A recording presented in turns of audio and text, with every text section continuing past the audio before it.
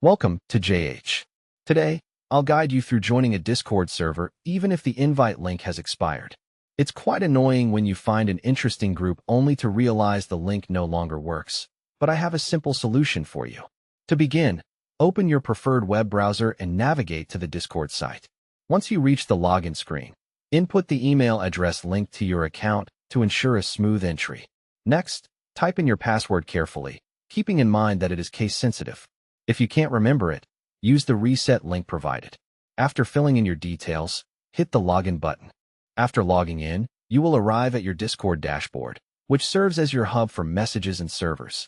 To find the specific community you're looking for, click on the Discover icon.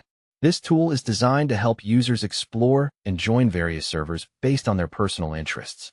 Inside the Discover area, use the search field to type the name of the server you want to join.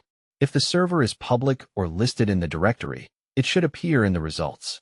Simply click on the server's profile and press the Join button to enter.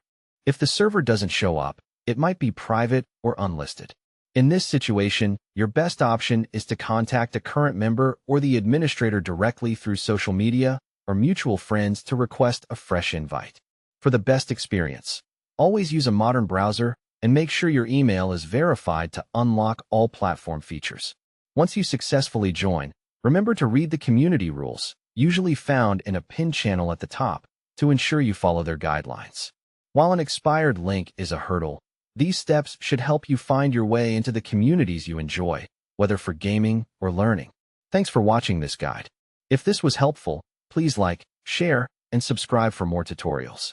See you next time.